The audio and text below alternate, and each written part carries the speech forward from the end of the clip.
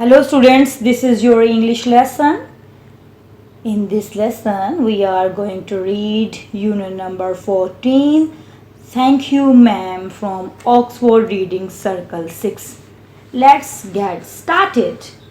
She was a large woman with a large purse that had everything in it but a hammer and nails. It had a long strap and she carried it slung across her shoulder, slung arranged with a strap. It was about 11 o'clock at night, dark, and she was walking alone when a boy ran up behind her and tried to snatch her purse. Snatch to take hold of something roughly. The strap broke with a sudden single tug the boy gave it from behind. But the boy's weight and the weight of the purse combined caused him to lose balance. Instead of taking off full blast as he had hoped, the boy fell on his back on the sidewalk and his legs flew up. The large woman simply turned around and kicked him right square in his blue jeans sitter. Then she reached down, picked the boy up by his shirt front and shook him until his teeth rattled. Rattled make a rapid succession of short sounds. After that, the woman said, "Pick up my pocketbook, boy, and give it to here." She still held him tightly, but she bent down enough to permit him to stop and pick up her purse. Then she said, "Now, aren't you ashamed of yourself?" Firmly gripped by his shirt front.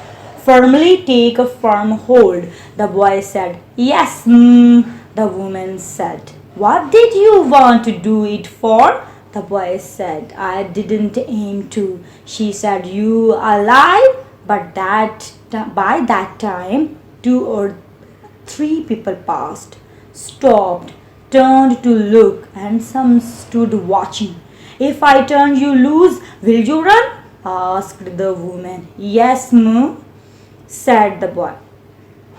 "Then I won't turn you loose," said the woman. She did not release him. "Lady, I'm sorry," whispered the boy. Your face is dirty. I got a great mind to wash your face for you. Ain't you got nobody home to tell you to wash your face?" "No, ma'am," said the boy. "Then it will get washed this evening," said the large woman, starting up the street, dragging the frightened boy behind her, pull along forcefully. He looked as if he were 14 or 15, frail, weak, and willow wild, frail and thin, in tennis shoes and blue jeans. The woman said, "You ought to be my son." Out used to indicate duty. "I would teach you right from wrong. Least I can do right now is to wash your face. Are you hungry?" "No, ma'am," said the being dragged boy. "I just want you to turn me loose." "Was I bothering you?" Disturbed. "When I turned that corner?" asked the woman. "No, ma'am." "But you put yourself in contact with me," said the woman. "If you think that contact is not going to last a while, you got another thought coming. When I get through with you, sir, you are going to remember Mrs. Leola Bates Washington Jones." Sweat popped out to burst open on the boy's face and he began to struggle. Mrs. Jones stopped, jerked him around in front of her, put a half Nelson about his neck and continued to drag him up the street When she got to her door, she dragged the boy inside, down a hall, and into a large kitchenette furnished room at the rear of the house. Rear? The back part of something. She switched on the light and left the door open. The boy could hear other rumors, one who occupied a rented room, laughing and talking in the large house. Some of the doors were open too, so he knew he and the woman were not alone. Alone, the woman still had him by the neck in the middle of her room. She said, "What is your name?" "Roger," answered the boy. "Then, Roger, you go to that sink and wash your face," said the woman. Whereupon she turned him loose at last. Roger looked at the door, looked at the woman, looked at the door, and went to the sink. "Let the water run until it gets warm," she said. "Here's a clean towel." "You gonna take me to jail?" asked the boy, bending over the sink. "Not with that face. I would not take you now here," said the woman. "Here I am trying to get home to cook me a bite to eat, and you snatch my pocketbook? Maybe you ain't been to your super either, late as it be. Have you?" "There is nobody home at my house," said the boy. "Then we'll eat," said the woman. "I believe you are hungry, or been hungry to try to snatch my pocketbook." "I want a pair of blue suede shoes." Suede leather whose surface has been made slightly rough so that it is soft but no shiny, said the boy. "Well, you didn't have to snatch my pocketbook to get some suede shoes," said Mrs. Laura Bates Washington Jones. "You could have asked me." "Ma'am?" The water dripping from his face, the boy looked at her. There was a long pause, a very long pause, after he had dried his face and, not knowing what else to do, dried it again. The boy turned around, wondering what next. The door was open. He could make a dash for it, dash to run suddenly down the hall. He could run, run, run, run. The woman was sitting on the daybed. After a while, she said, "I were young once, and I wanted things I could not get." There was another long pause. The boy's mouth opened. Then he frowned. "Frowned to bring your eyebrows together." Not knowing he frowned. The woman said, You thought I was going to say, but didn't you?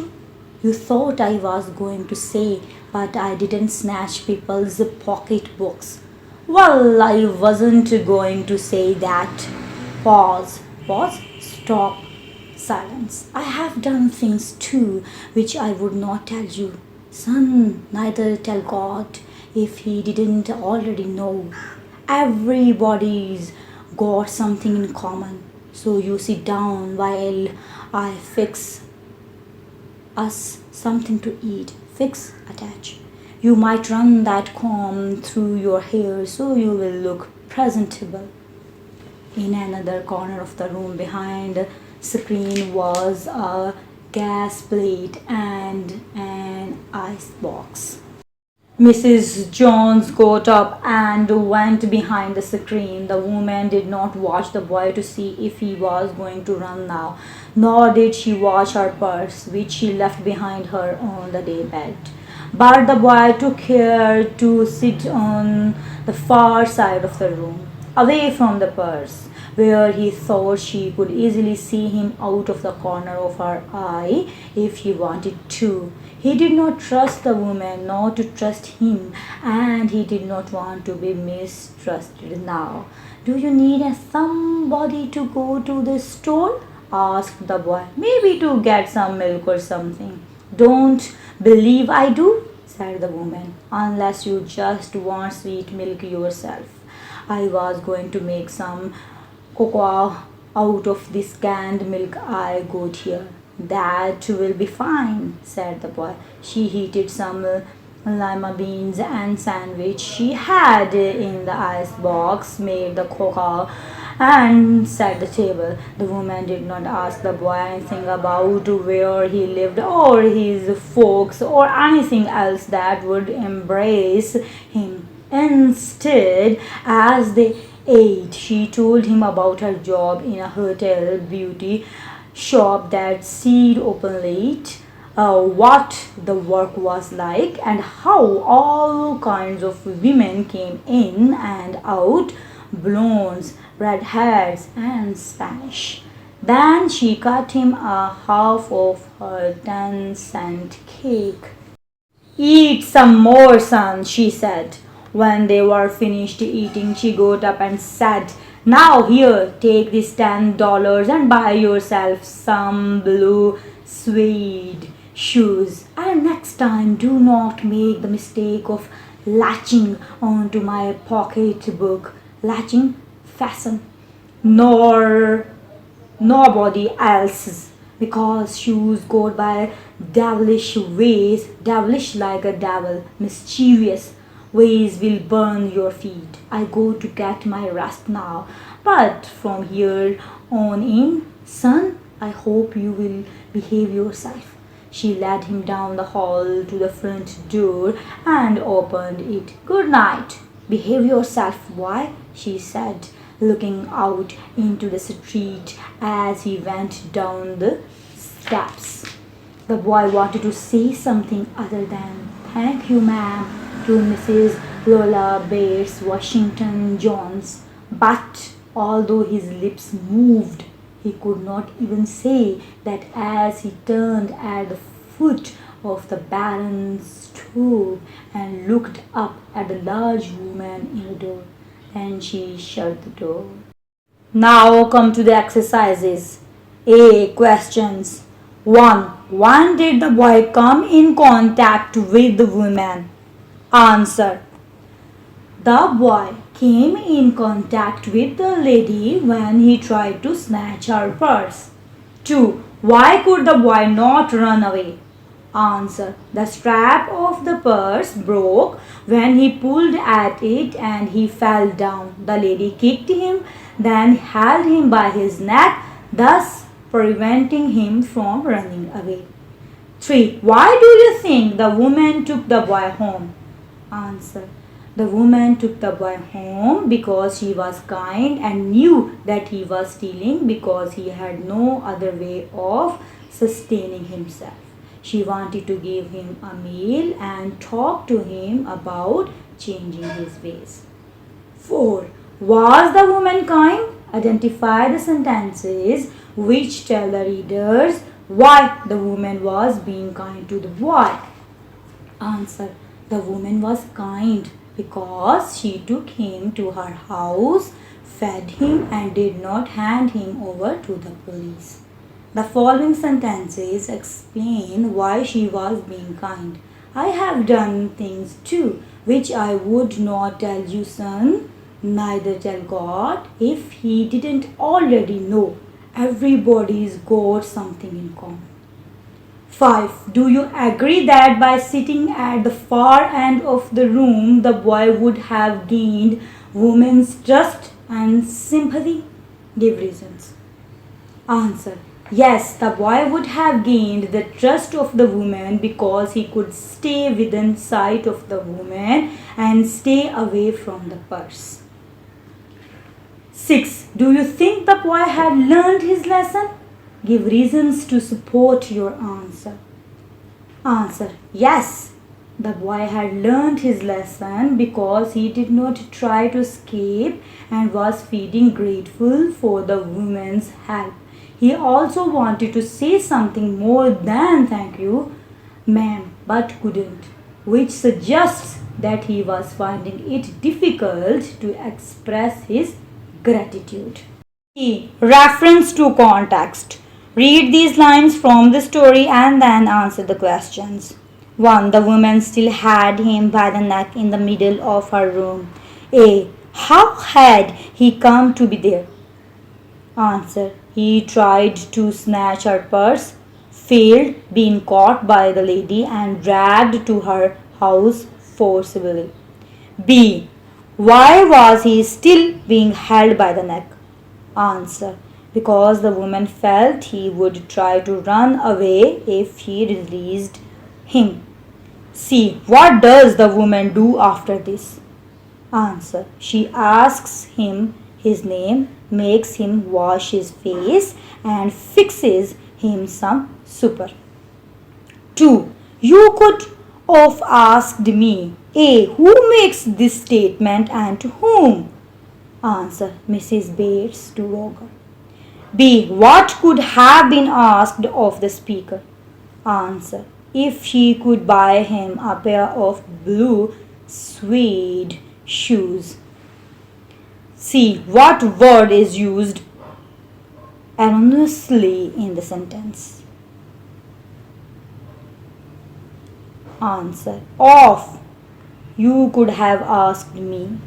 C. Words and meaning. 1. What do the following sentences tell us? A. She was a large woman with a large purse that had everything in it but a hammer and nails. Was she really carrying a hammer and nails? Answer.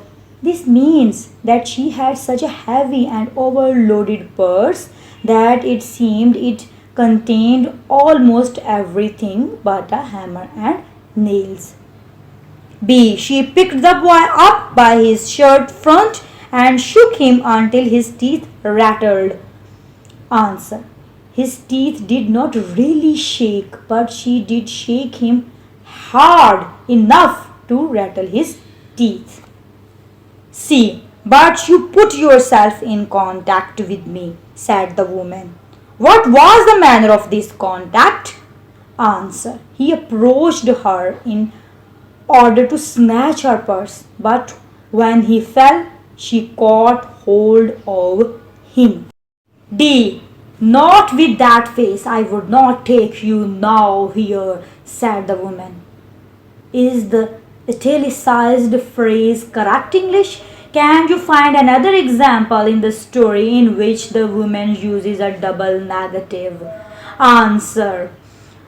The answer is this is not correct English because it contains a double negative. Another example is, "Ain't you got nobody home?" 2. Add words with a similar meaning to each list. A. Pull, drag, draw, haul, tow, lug. B. Grab, grasp, grip, seize, snatch. C. Lift, raise, elevate, hoist.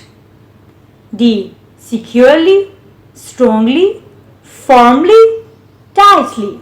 3. Pick out 5 statements made by Mrs. Jones that are not in standard or correct English. Rewrite them correctly.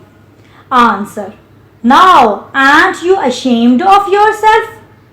Now, aren't you ashamed of yourself? B. You a lie? Answer. You are a lie. C. Ain't you got nobody home? Answer. Haven't you got anybody at home? D. I would not take you now here. Answer. I would not take you anywhere. E. You could have asked me. Answer. You could have asked me. Thanks for listening. For new videos, don't forget to subscribe my channel. And if you like my videos, please share and like.